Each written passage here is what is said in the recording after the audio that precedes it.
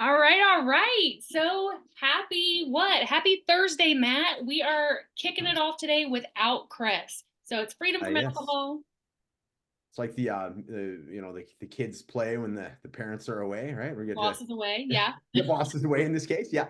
Hey, and he Yeah, trusted us to get on here and do a whole podcast on our own. So I would say we're kind of living the life right now. that's absolutely true. And also worth mentioning, I mean, this is a 1 in a 4 year opportunity. It's February 29th today. Oh my So God, yes, it's leap leap year year. action. So very cool. I know you and I are both sort of into that kind of thing, the numerology and all that funky Mhm. stuff as we were talking about earlier before we got on here. So yeah, 1 in a 4 year opportunity to record on the 29th. So very cool. Yeah. So welcome to Freedom from Alcohol. It's usually Chris, Lauren, and Matt. Today it's Lauren and Matt, and I get the opportunity to interview Matt and let you guys hear his story. Matt's been with us for what, like 9 or 10 months now already as a coach, right? Yeah. Yeah, that's exactly right. It feels yeah, it's gone by very quickly. And at the same time, we've accomplished a lot as a group, haven't we? So yeah, it's been great.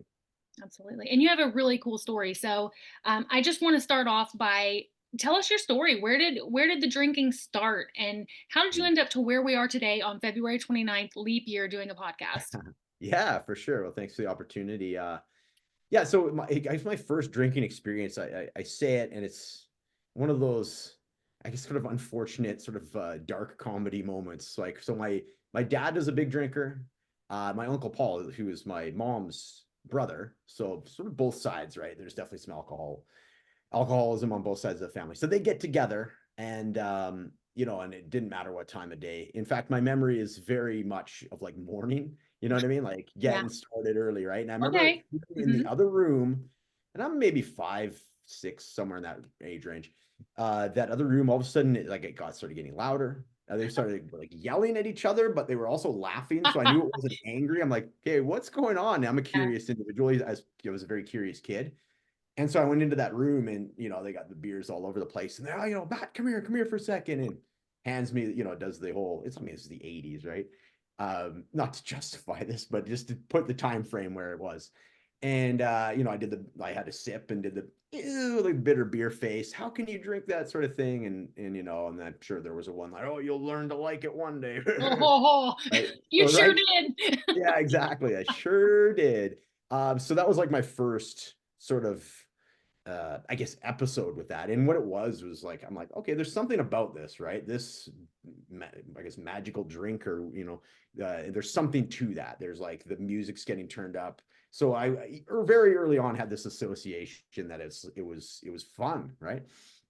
And as I learned, as I grew up, my mom was very like, hey, so my dad was a drinker, so we didn't really know which version of my dad was coming home from day to day. So very early on, I got very good at reading, specifically my dad, but reading people, Sure. right? Like which side of their personality are we A seeing? little hypervigilance to protect yourself.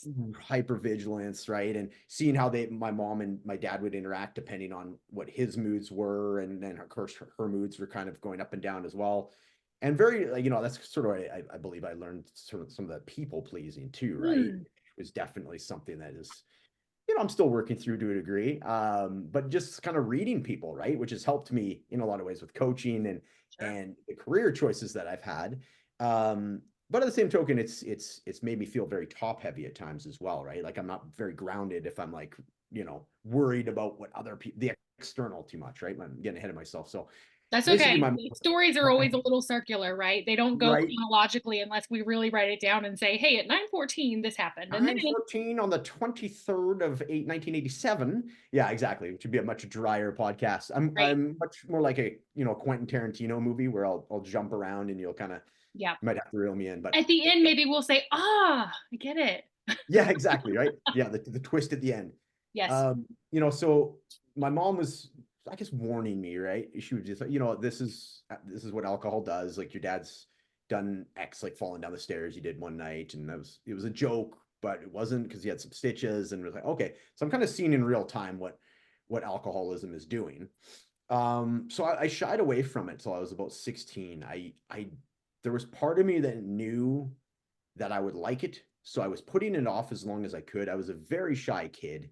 I had friends, of course, but just pretty small pocket of friends, and I was just, I kept to myself most of the time, right? I grew up in a town of 72,000 people, a very blue collar, northern British Columbia, which is the province that has along the coastline is Vancouver.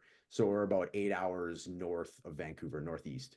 So kind of up there in buckfuck nowhere. Like it's the last Yippee. stop before, you know what I mean? Before like really anything. It goes, up there, it's just some tiny little logging towns other than that. So it was kind of up there to itself. So a lot of nature around, which is great. I spent a lot of time out in nature. And by the time I got to high school, though, it's like the peer pressure, and depending on who I was hanging out with, I started getting into drinking and marijuana. So, and lo and behold, I very You much like enjoyed that the too? work, right? So I hopped right in. So I went from there was a shift from me being in like athletics. I was in all volleyball, basketball, baseball, wrestling, taekwondo. And then as soon as I started smoking weed, I was like, I got into being a musician, which was great. But then with that musician identity shift, we'll call it, I started reading like Led Zeppelin biography and really romanticized the whole rock and roll lifestyle. Oh I said, yeah. this is cool. So right, perfect storm as I'm kind of dabbling into alcohol and drugs. I'm reading these books. This is my new identity. I'm like the rebel rock star, you know what I mean, in my head. So that's really what kicked it off. So then before you know it, it's like every weekend, we're jamming in my basement with friends and we're drinking and then it goes from there to the point where like when I was 18, legal drinking age in different pockets of Canada is actually 18. It's not 21. Oh, So okay. whereas British Columbia, where I grew up, was 19. So I actually um, moved purposefully to Alberta because I wanted to start playing the bars with my band. And then I was of legal drinking age. So as an 18-year-old, I'm like, I yeah, see. this is where I want to go. So I did. I planned my move essentially around drinking to a degree, but like a lesser degree than like I knew a bigger city had more opportunities, all the rest. But that was definitely a big priority at the time. So that was sort of when the daily drinking happened. Was like early 20s, I would say. Okay. I started crossing the lines, right? So I always had some parameters as far as okay, only weekends, only after I'm done work. You know what I mean? So after 6 p.m.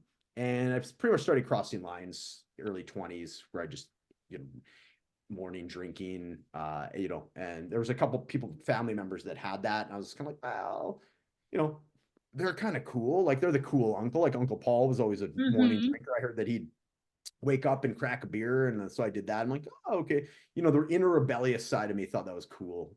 So I But you ran with also it. had some role modeling that it was okay in the Definitely. rock and roll lifestyle, Yeah. absolutely. And then your Yeah, favorite, coolest family member was doing it. Your parents did for it when you were sure. 5 and 6, you know? 5 and 6. Yeah. Yeah. So the Uncle Paul, he was like, the Harley Davidson, you know Oh, what I yeah. mean? He was into like, so he was like the easy rider, you know what I mean? That movie, like he was that persona. And I was like, that's I cool, think everybody has one of those. I've got Uncle right? Bill, and he was the coolest. No kids, but like 45, like The Yeah. Bachelor. He had an amazing like physique and was like, just like the guy's guy.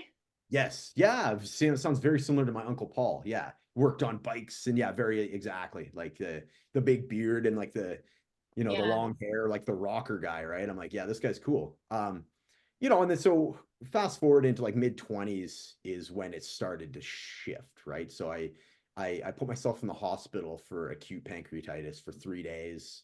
How old were you Really? then? Pardon? How old were you then? 27. Yeah, Okay. 27. Okay. So by that point, it was like, the daily drinking again started crossing lines. And my intake of alcohol was up substantially, 8 to 12 beers a day. Actually, the beers came later. By that time, I was still drinking rye, which is really what put me in like just, I was getting up to like half a 40-pounder a night, I guess, which would be a 2.6, which is quite a bit. I'm not the biggest guy, Yeah. like, Yeah. 150 pounds, 5'10. So, pretty average size that way. And yeah, I was just slamming them back morning, day, night. I was drinking like on my breaks at work, just really, really crossing lines and thinking nobody knew, but I'm sure there was a lot of people that did. But meanwhile, though, like, the justification for me was I was getting promoted at work. My band was doing well. I was playing in 3 bands at the time. So I bought a house when I was like 23. So all these other things were leveling up for me. So I never viewed it as a problem. I said, And that's important because we see that a lot. So, looking at your young age, you've bought a home, you're moving up the path in your career. So, it's like this is all fine. And we see that a lot with Yeah. our clients, right? Like Oh, they totally. are high functioning in every capacity. We don't have any clients that aren't successful. You know what I mean? Like they're all Yeah. kicking Yeah. ass Yeah. in life, but then there's just like this one thing. But then we justify that one thing because it's like, but my life is so awesome. So obviously I can keep this around, right? Totally. It wasn't even just justification. It was like glorification. I was like, Ooh, I'm like, it was like sort of an egoic, like, I can handle this. A lot of people can't, but I can pull it off. I'm that guy, you know what I mean? There's some swagger behind it. like, At the can you time, believe I drink a bottle of wine every night and I'm still showing up and kicking ass today? exactly, right? There Okay. was that. I hadn't got to the stage where like, wait, what am I capable of if I pull that away, right? I was Right. at like the, hey, I'm on top of this. Like I can do this rock and roll lifestyle of 2 hours sleep a night, energy drink, you know what I mean? And yeah, it was, yeah, but it started to get sloppy, of course. And by the time I was 30 is when I call it a rock bottom moment. I know there's different terms for this type of thing, but it was definitely a rock bottom.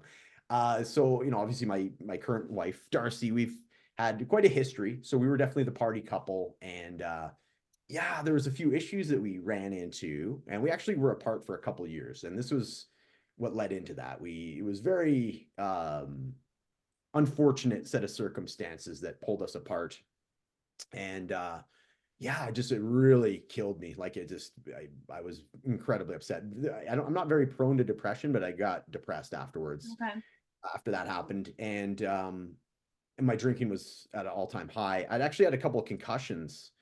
I fell down a set of stairs at this Grey Cup party. Grey Cup's like the Super Bowl of Canadian football. Okay. And I hadn't smoked cigarettes in a while. Basically, what happened, I was drinking a lot and I decided to smoke a cigarette, and I got super lightheaded. Anybody that's smoked cigarettes I and think not we've all been there. back there, right? I Yep. was like, whoa, I gotta go downstairs for a bit. So I was at my buddy's house, and I went down the stairs all right. I just head first, my head bounced off, as far as I know, bounced off. I actually still, I don't, you can't really see it, but a scar there. So some Okay. stitches, Hmm. busted open, blood everywhere. I got taken to the hospital. It's a really bad concussion then. And But I'm that sure wasn't the alcohol. That wasn't the problem. The cigarette was the oh, problem, it right? was the cigarettes, right? Just Yeah. don't It smoke was, anymore when you drink. That was the yeah. problem. Yeah, yeah. I learned my lesson with cigarettes. You're damn right. We're But I gonna call out other certainly, people's bullshit through the podcast by me saying like I know you did that. You were like no more yes. smoking, but the drinking's fine. Yeah, yeah, you know exactly where I'm going with this stuff, right? Which is great. Yeah, so yeah, anyway, so yeah, the hospital stay with that, a really bad concussion, and then there's obviously the post-concussion symptoms, and I'm still drinking, so I could only I could drink like 2 beers, and then I'd be like a zombie. I Mm. was because like the concussion was quite bad, but I still wasn't stopping. And then I got another concussion on top of that. We were screwing around at the Christmas party, this was maybe a month later. Me and a buddy of mine, and we were like sparring on the dance floor. And this is at like 3 in the morning, and we're both hammered. And this guy's like a black belt in Taekwondo, and I'm like nothing, right? And I'm kind Just of shoving drunk. him and agitate. I'm just drunk. Yeah. I'm like the drunk foo. And I'm like agitating him and all this. And we start kind of going at it. And I remember he tried to sweep kick me, and I'm up in the air, and his leg connected with my legs. And I literally bounced my face off the floor. I saw stars. I had two massive black eyes. I almost broke my nose. And it was after that point that I was like, I wasn't finishing sentences. My blood pressure was through the roof. I was still drinking, but like I'd have one beer and just be like almost drooling, like drew really bad. And then the thing happened with Darcy, and I was just like, I can't keep doing this. And the funny thing was, or not funny, but curious thing was, I just got promoted again, like a brand new store. I was opening a brand new store, highly touted, have this reputation as like I was a bakery manager, right? So Right. when you I get was to gonna open a ask brand you new too. You're store, getting promoted. I'm gonna stop your yeah, story for a second. You're getting promoted, and you're showing up to work all busted with two black eyes. How are you? How are you? Because this is the fun part. What were yeah, you saying in these moments? Were you telling the truth, like, "Hey, we got really hammered, and I got in a fist fight," or yeah. and I got bounced off the concrete, or I wouldn't. I said that I got bounced something because like the store manager knew Justin, okay, Justin's name, and he was like, there was some allowance for some of that kind of macho bullshit still. You know what I mean? Like the drinking and all that. It's still. I didn't let on how much, obviously, but it was. I had a reputation with that too. That I was a hard partier, but I was also a hard worker, right? So there was like some omittance of details. I didn't say to quite to the. It's like when you go to your doctor, how much do you drink? Like six a beer a bit. day. I mean, well, it's 12. You know what I mean? Like there was some like Yeah. lying by omittance, I guess. Huh. For sure, for sure. So like distortion the details. But yeah, I mean, I was straight up. I showed up. When I fell down the stairs, I had my arm in a soft Okay. cast for a couple weeks because I almost, broke my wrist too. And then yeah, then like a month later, I'm showing up with black eyes. My store manager's like, "Who is this guy?" Like he had What all is this your great problem? reputation. Yeah, I can barely lift boxes. I got a fucking smashed up face. Ridiculous, right? And then that's when I just went to him and said, "You know what, man, I need help." Like it was challenging though, right? And this is a good part of the story to like unpack a little bit because like I was really afraid to ask for help for numerous reasons. One, I thought I was going to get like there's three things. I thought that my friends were going to unfriend me because I'm no longer party match, quote unquote. Right. I thought my boss was going to be super disappointed with me and fire me because, he could go back and go, okay, well, now I'm hearing these stories that you were drunk at work and you're fired, right? And then I thought my family was just going to disown me. And literally the opposite of what I expected happened for all three. So my family really was strong, incredibly strong and supportive for me. My friends were, even the drinkers, the heavy drinkers were really proud of me and supported me and were totally, they bring over like, the case of the non-alcoholic beer and be like, here you go, so they were like really into it for me.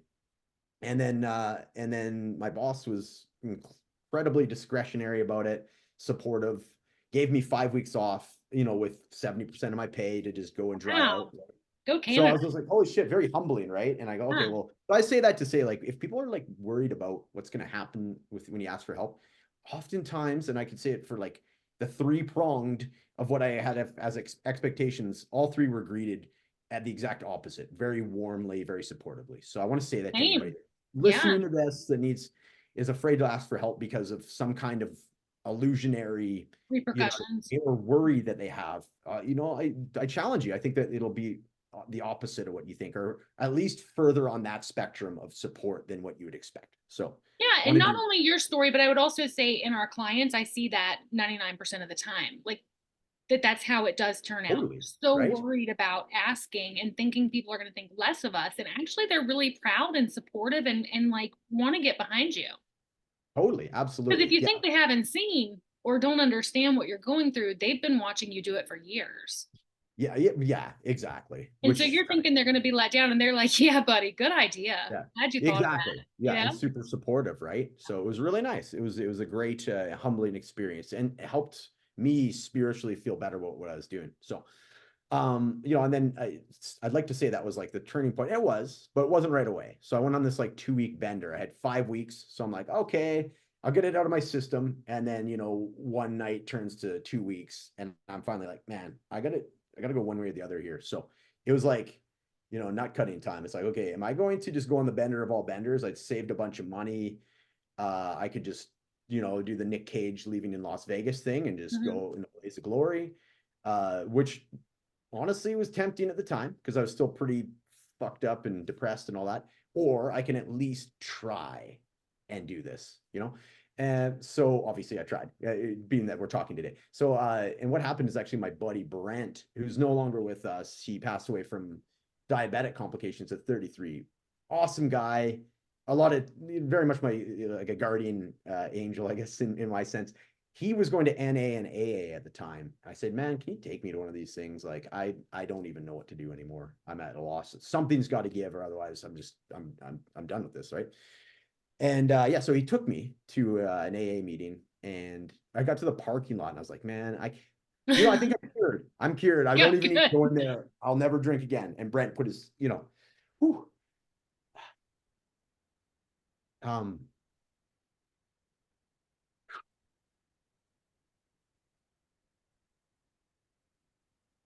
yeah, he put his hand on my shoulder and said, let's go in. It'll be good. And if he hadn't done that, yeah, who knows? And yeah, we went in together, and yeah, it was exact opposite of what I thought it would be, right? You kind of have these ideas of, and I'm sure some of the rooms are like that, where it's just like these people that are, um, the dry drunks and all that. We've talked about it, but this Mhm. room in particular was like vibrant, and there were people that were like very welcoming, and Brent was getting high fives all over the place and getting hugged, and it really had this like, yeah, this profound effect on me. Like it yeah, it saved my life. It just being in that room amongst other people. I did a lot of drinking in secrecy. I'd go out and have a couple beers at a house party so nobody thought that I was drinking, and then I'd go home and drink 12 beer. Mhm. That was my pattern. I did a lot in secret. So as a result, I thought my particular problem was like unique to me. So And then I unique. quickly Yeah. realized that was not at all the case. So just being in that room, and I don't even remember what the guy said initially, but when we just sort of like committed to sitting there and okay, this is going to start, I teared up and had this like massive, like literal physical weight, like whatever it was, some kind of energetic weight come off my shoulders. And that powered me for the next like 3+ years. It was about 3 years, 3 months of alcohol free living. And I got into like, Wayne Dyer and these different like personal development. I got into yoga. I started doing all these different things, and man, my life was just great. I got into the house that I'm currently in, and it was like my dream house. All this stuff was really lining up for me. And I finally realized, I'm like, man, okay, what we are talking about earlier, I removed the alcohol from my life and look what happens, Mhm. and it ended up on being on my literally my third year sober B day. I got promoted to assistant store manager. And it was like there's 26 other people applied, and a bunch of people had way more experience than me. And I was still pretty young, for that role, and I got it. And so, how did I celebrate? How do you think I celebrated, Lauren? Oh gosh, I don't know. I don't know this part of your story. I'm gonna assume you went out and got drunk I or had know a drink. I did have a beer though. I Okay. did have a beer. That was my first beer in 3 years, Okay. and Well, tell and I me was the thought behind it real quick. Was there the thought of, it's been long enough, it's fine, I can have this celebratory beer and then I'll just go yes, back to my non-drinking lifestyle? Was that the thought going in? correct, yeah. Okay. So I did that, and after the one beer, I think anybody that was like been a heavy drinker realizes the one beer just really is not. You just get a bit tired, and you kind of get. I just got sluggish, and I was like, man, okay, lesson learned, right? Well, lesson was not learned. So 3 months later, I had my buddy's wedding. I was the groomsman. It was with the drummer of my band that I've been lucky enough to play with for the last 18 years. So at that point, whatever that would have been, we were a good tenure in as well, anyways. And yeah, I got through the majority of the wedding. At the end of the night, I had not been protecting my choice. I was still secretive because I was still somewhat shamed to tell people. So people close to me knew, but there was like 200 people at the wedding. So drinks were coming my way all night. I'm pretending to do shots. I'm getting to the point where I'm like grabbing shots and then like throwing them behind my head. So it's like so close, right? Like it's like Russian roulette in a lot of ways. Right. And I ended up finally just having one at like midnight. Like wedding was almost done. And it was like instantly the old Matt came back online. There was like a few different thoughts going through my head, voices. One was like, holy shit, this got right back on top of you. And then the other voice goes, I kind of missed this, right? So sort of this going on. I went and grabbed a beer after. I remember driving home from the wedding that night. It was very much like old Matt was back online. I was driving around at 2 a.m., looking for the liquor store that's still open. Meanwhile, again, these voices are going like, I missed this. And the other one's like, holy shit, what are you doing, What are man? you Like, doing? Yeah. why are you driving around at 2 a.m.? There's like cops driving around, and it's cabs and cops. I just remember that's all that's driving around at that time. And here I am looking for the liquor store that's still open. Luckily, there wasn't one. So, anyways, the next 4 years was just these like incredibly frustrating moderation techniques and attempts, right, to prove to myself that I could drink normally, right? And 4 years, man, like just, and it always ended in binges, right? And then finally the whole thing. So basically, what pulled me into what I'm doing now is my dad, as I mentioned, is a heavy drinker, and he passed away at 66. So he'd been retired for 1 year. He'd been 35 years as a fireman in Prince George, and very touted, and so he had his shit together, of course, again, aside from the drinking, right?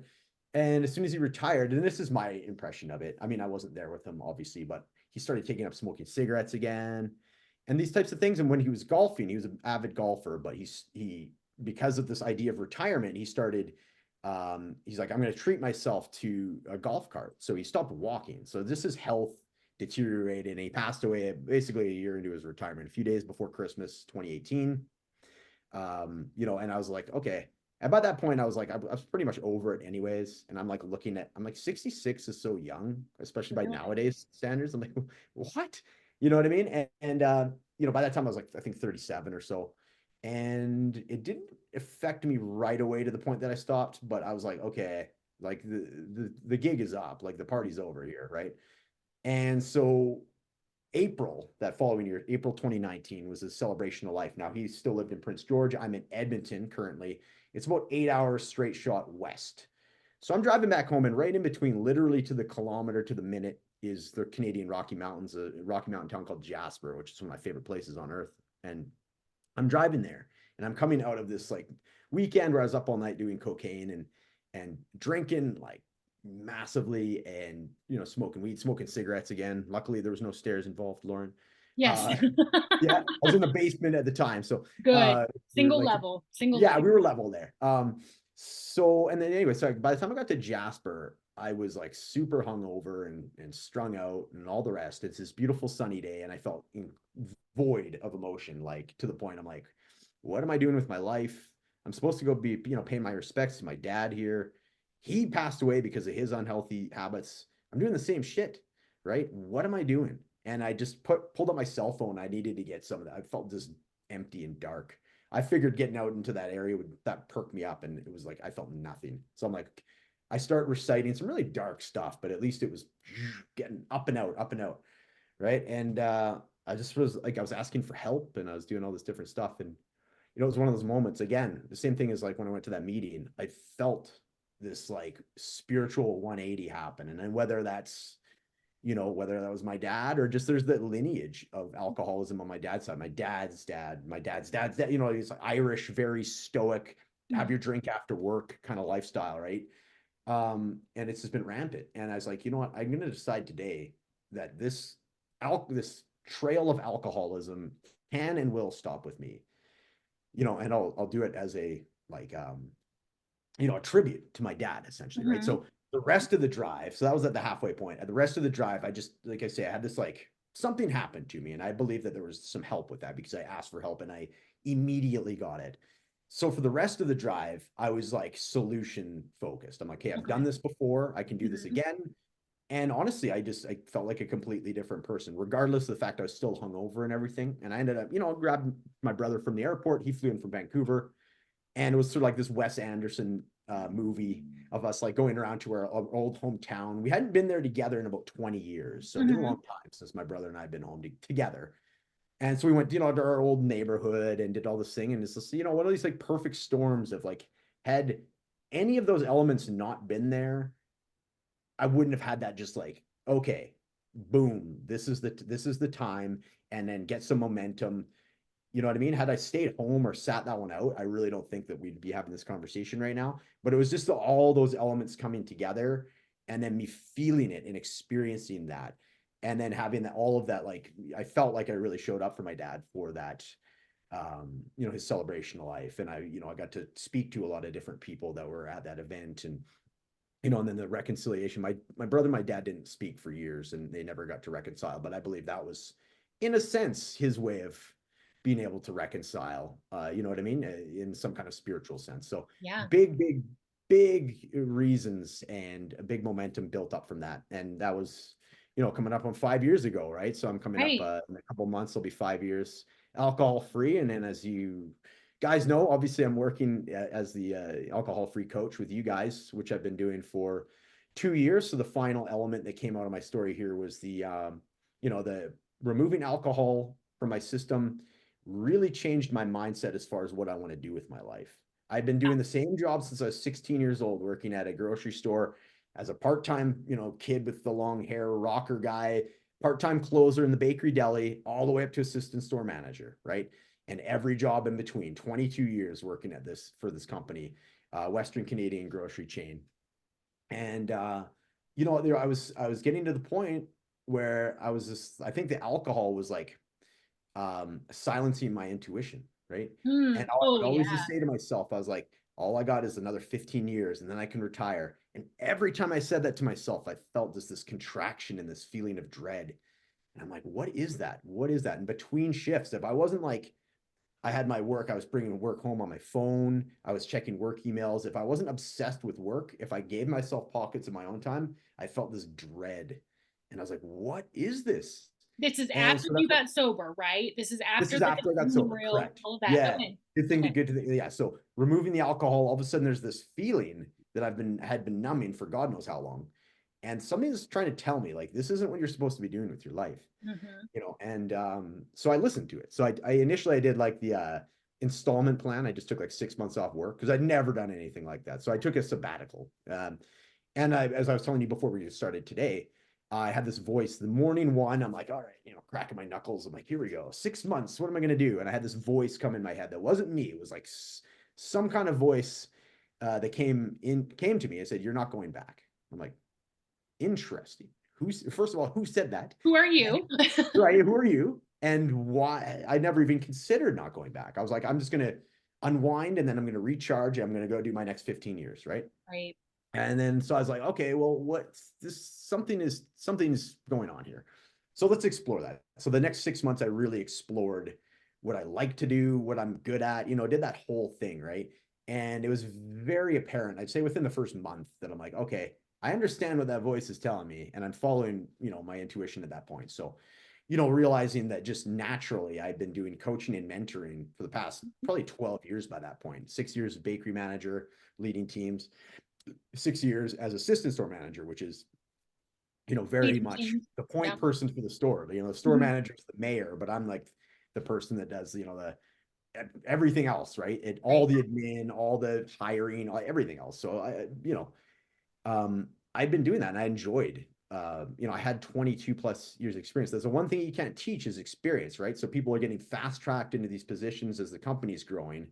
So I championed myself as somebody that's like, hey, I've literally been there and done all of that for the past 20 plus years. So I can really help you. Like, you're getting fast tracked into this and you haven't had that opportunity to like just learn and grow. Mhm. But I can help you with that. Right. So I loved that. So I really leaned into that. And that's where I started kind of like, okay, well, this is potential. I could do some coaching. Right.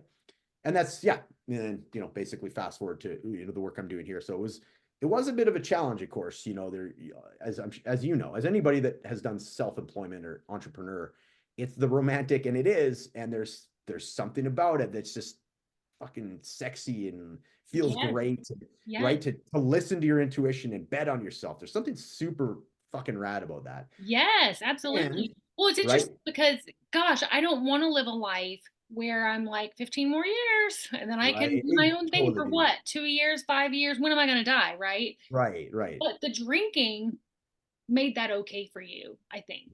It did. Right. It did. Like, That's right. Yeah, that's a very good summary to bring up, right? I could have easily, well, maybe easily is not the best word. I could have done that for the next 15 years, work, be frustrated, realize I'm not doing what I'm supposed to do. Oh, well, drink it away, rinse, repeat, Groundhog Day, 15 years later, right? I could have done that, right?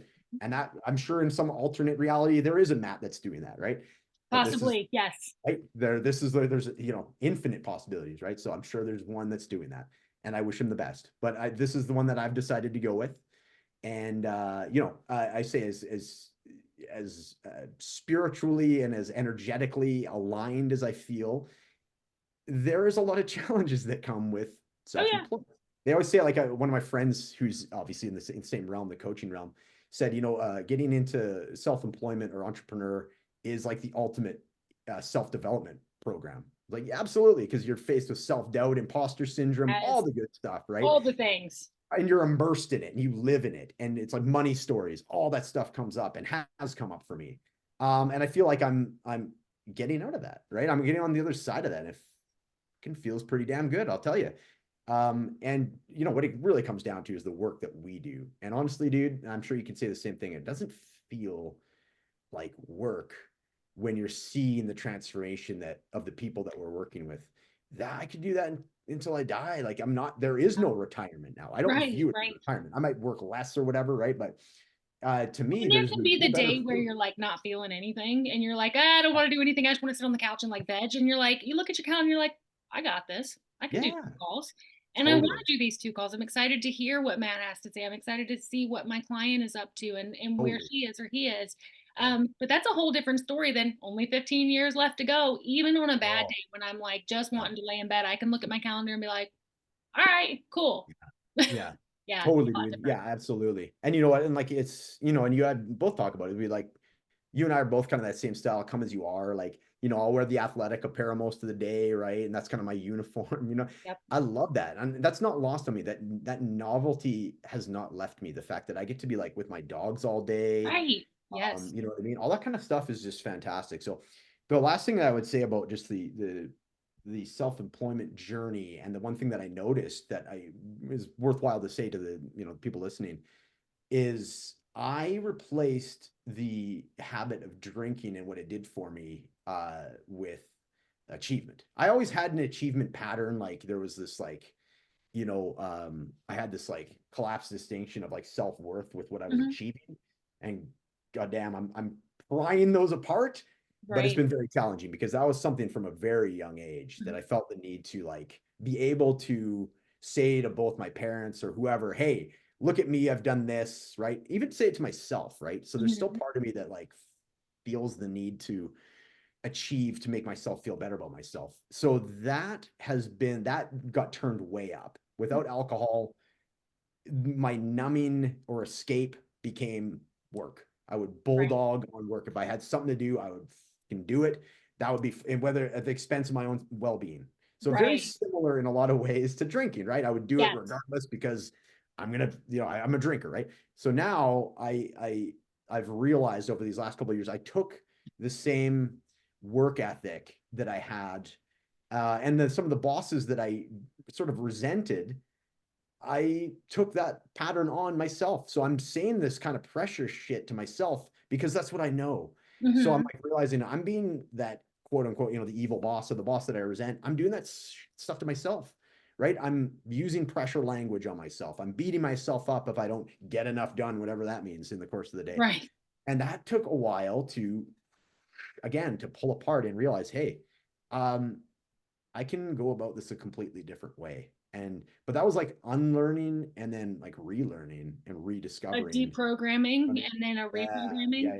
Well, So it's interesting having because everything work you're in talking progress. about right now is, people think they come into our program to stop drinking, and that is absolutely true. But what we're really doing is rebuilding a life that you're going to like, that you don't need to Bingo. drink to get away from.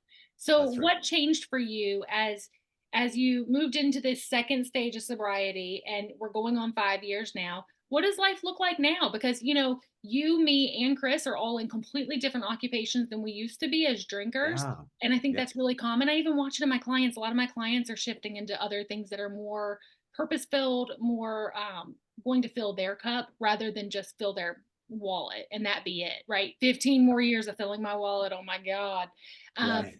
so tell me what are the big changes that have happened with you over the course of these 5 years? What does it look like to be a non-drinker and have a really full life that you like? Yeah. Yeah. And It's a not all great the question. time. We all have our shit, right? But like, Yeah. And like I'll touch on that, but before I do, like just the great, the success stories that come of it is just been like I always just say it's like the difference between living a life that's like a sketch drawing and just like three-dimensional full color artwork is mhm, now my life, right? The tapestry of my life is so much more vibrant, colorful, detailed, clear. And that goes for like it's just pretty ambiguous. So I'll get specific with relationships are so much more vibrant, less transactional, genuine, um, compassionate, right? The close friendships I had are just that much more mhm. there's so much more nuance and dimension to them, right? And so that's a huge thing for me. My relationship with myself is very, very different now as well. In that same realm, that same sense. Um, you know, uh, I would say, yeah, this is kind of interesting because I'm still working through this. It's like I'm realizing that how to summarize it. It'd be like there's no real good or bad emotion for me anymore, right? There's challenging or there's, you know what I mean? It's like either challenging or pleasant. Like obviously I still have preferences, right? I mean, Mhm. I want to feel joy and I want to feel Right. happy and all that. But I'm realizing that like I did a lot of suppressing and running from the uncomfortable emotions. Mhm. And I'm 5 years in, but that's still a work in progress, right? Is like integrating that properly, Oh yeah. allowing that into my life. And, I don't want this to be discouraging for people, but it's still a work in progress. It's, and then it's walking that fine line of allowing that in and being curious about it, into integrating it into my life and realizing it's not something that I need to run from or numb anymore. And then also not dwelling on that too, right? Mhm. Because the overcompensation aspect of personal development would be like the pendulum swing and just let's fucking feel all those uncomfortable feelings. Oh Then before God. you know it, that starts Yeah. becoming your identity, right? And that Right. becomes my state is like and so it's I've been navigating this idea that like, being uncomfortable and things of that nature are part of life. And because I've uh ran from it for so long, I'm spending a lot of time in there. And as a result, some days can be quite heavy. Mhm. And I say that to say like I'm aware of it, right? Yes. And I'm allowing it. And the whole thing is like acknowledge, accept, and then bring back. So I'll stay in there as long as I sort of deem it necessary to sort of express and realize that yes, you are welcome here now. I'm not Mhm. running from you. That Mhm. side of me, those personality traits, you are welcome now. And then bringing it back to focusing on what I want out of my life, if that makes sense. So Oh, absolutely. So there's a lot of that shadow work going on right now, which is very uncomfortable, but entirely worthwhile and very welcomed at the same time, if that makes yes. sense. Well, I think the normal progression as we live is supposed to be that we continue to grow, continue to learn, continue to experience and pivot and tweak, right? Because the only reason we weren't doing that before is because alcohol allowed us to just push everything back by 12 hours. And then the next day we'd push it back again. So, really, in essence, what I did was 20 years of pushing shit back. Yeah, So now, yeah, there's a lot of shit to kind of go through and there is. learn Yeah, through. And we have to feel the highs and the lows. But we're now in control and we have the bandwidth to do it because we're not hungover. We're not drunk. We're not thinking about drinking. We're not trying to figure out when to sneak the next one or, how can we get to the liquor store and all yeah, that other shit. So we have the bandwidth to really dive in and take care of it. And then knowing too that it's not all going to get taken care of in one day. I want to bring something up too, though, because you said as soon as you quit drinking, you kind of went into like a toxic work habit, right? Like you went into like I did. the pendulum, you had to find another place to kind of steer your focus. And you were like, fine, we'll just become a workaholic. Awesome. Yeah, And yeah. that's great for the time being because it will help you and it's the lesser of two evils, right? Um, Mhm. but eventually you've got to pull back on that too and dial it Yeah, back so that yeah. you can focus on the other areas of life as well. Um, Mhm. and I'll just let the audience know today as well that we've laughed quite a bit through Matt's story and we're not laughing because it's funny, we're laughing because it's healing, right? Like to even say it Definitely. out loud 5 years later, even though you do what you do for work, Mhm. it's healing to say it again or to add a new part to the story that you've maybe never mentioned because you mentioned stuff in there that I've never heard before. For sure. Yeah, Yeah, it no, just that's comes what I out, like about it. right? Yeah, it does, right. And at the end of the day, laughing or crying are both just releases of energy that have been pent up. So if we're laughing about it, let's face it, some of It it's is kind of fucking stupid. funny. It's funny, Like right? you and You your know, cigarette, like, goofy. yeah, Yeah, I absolutely. mean, come on, Yeah. yeah. Yep. It was also incredibly dangerous, but there's some humor to it. So, Right. what do you want to focus on? I choose to emphasize the humor as opposed to the darkness. You know what I mean? In that sense. So yeah, very good points. I had another something that where you're just mentioning a completely lost. That's I'm back. okay. That's It'll come okay. back. So tell me about the differences. You told me something really cool.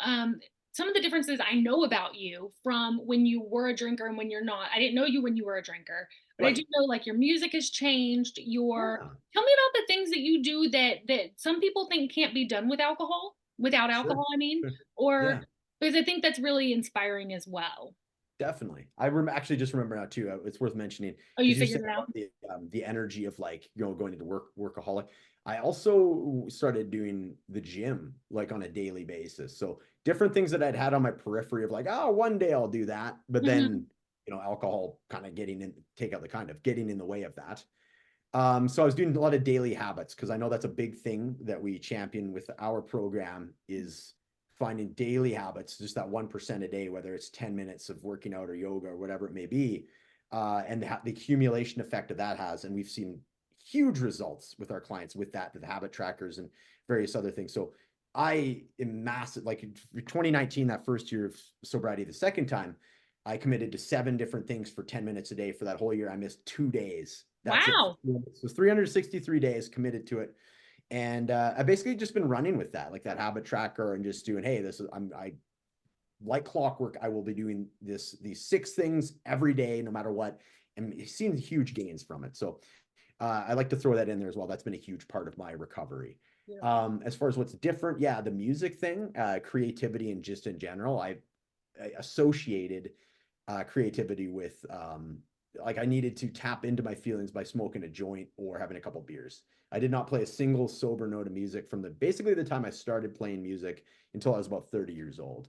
And then we recorded our album that we actually got paid, like we got a grant money to record a professional album right in that period, that 5-week period that I took off work and I was at my absolute lowest spiritually, is also the time that we recorded the album. And so my first sober experience of recording music or playing music was recording this album, and the album turned out so beautifully.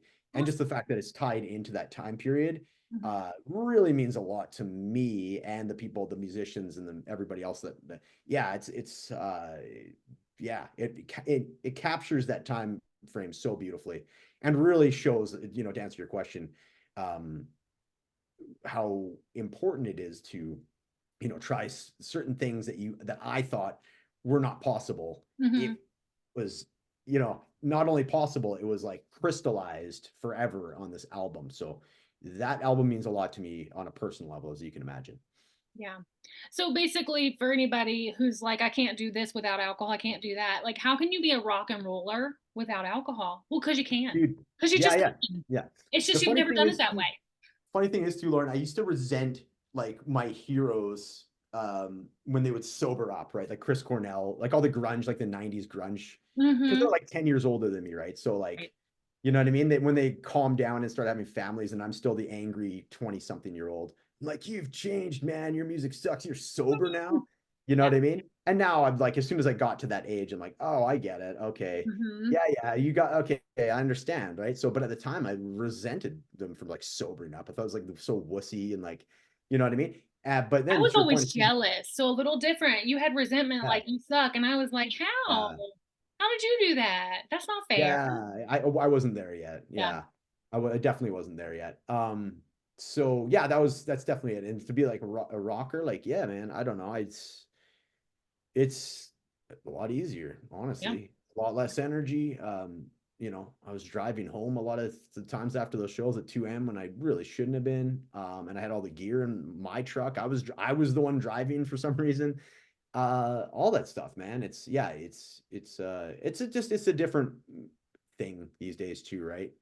We see it. It's like there's so many new, like the younger generation doesn't drink nearly as much. It's a Mm-hmm. lot easier now. I think of that 2012 period when I sobered up the first time. I had to do a little bit of dancing as far as like, hey, do you want to drink? I'm like, oh, after I sing, right, I'd keep putting it off, and then by the end of the night, people would Yeah. forget I wasn't drinking. So I was doing these Right. smoke and mirrors Mm-hmm. techniques that always worked, right? But again, I was being secretive about not Right. drinking. Right? So yeah, but yeah, absolutely. That would be my yeah, like the moon landing is like if I Mhm. can be sober and or alcohol free and still enjoy playing music and be creative, I can do anything. And Absolutely. I Yeah. feel yeah, Absolutely. Well, we'll go ahead and wrap this up because yeah, we're being a little long-winded today. And we like our podcast to be shorter, but yeah. sometimes we got to go with a longer format because the story does need that much time. And your story is incredible. So, Thank um, you.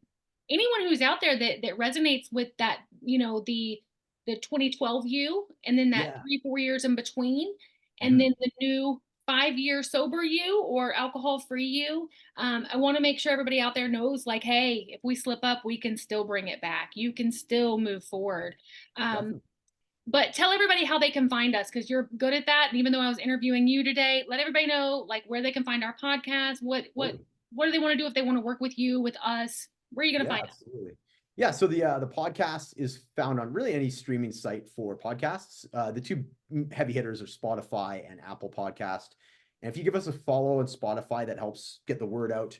And Apple Podcast specifically, if you can give us a 5-star review, granted that you like the show, of course, and then actually text as well, like, hey, why you like the show.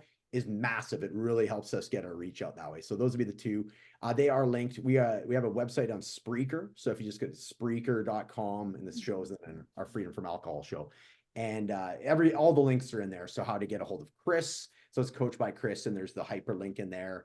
So if you are resonating with that, also have our Facebook group, of course, which is Freedom from Alcohol as well. So if you just Google that as the name that you look for. So that's how to find out. Me personally, I'm championing my TikTok recently. I'm up in my TikTok TikTok game. is I like it. awesome. I love your It TikTok. is, yeah. I wish I'd gotten into it sooner. Actually, I was sort of this. Yeah, I'll get to it someday. And now that I have, I'm loving it. So it's at matt.alcoholfree.coach. So come find me there. That's where I'm most active. Obviously, it links to my Instagram, which is sort of like my second in command at this point. But yeah, those are honestly, DM me anytime. As you know, with Lauren and Chris, like you don't have to like pay to like DM us. We will definitely do some if you're going through it, just by all means reach out to me, and I love helping people. So reach out to me anytime. Yeah, and I think your story just proves that like we've seen it all, we've heard it all. There's nothing Yeah. about your story that's super unique. Like we all were doing the same stupid shit. Lying, Yeah. hiding, the Yeah. math, the denial, the cognitive dissonance that we were all in about our drinking. Like, hey, it was just that cigarette. We won't do that again. The only reason I'm concussed right now is that dumb one drag of the cigarette. That's Yeah. cognitive dissonance. That's us trying to continue going with a broken pattern that we are not ready to give up yet. So I think your story just really personifies like, hell yeah, Nice. Matt Yeah. did it. You can do it. So let's Yes. go. So if you want to Yeah. schedule a free consult, go to coachbychris.com, look in the links, and you get to work with all three of us. When you work with us with Freedom from Alcohol, you do have time with each and every one of us. So if I'm your main coach, you're going to be spending time with Matt. If Chris is your main coach, you're going to be spending time with me and Matt. So it's a really cool program. We do all the things, and I really enjoyed this today. So hey, I'm glad Chris trusted the kids enough to let us do a Right. podcast. So Right. Yeah. I awesome. appreciate you, Lauren. Thanks so much. Always a pleasure talking with you. And yeah, it's went by very, very quickly, didn't it? It did. All right, guys, Yeah. we will see you back next week. We are releasing a podcast every Tuesday, so stay tuned. Bye, Woo-hoo. guys. Bye.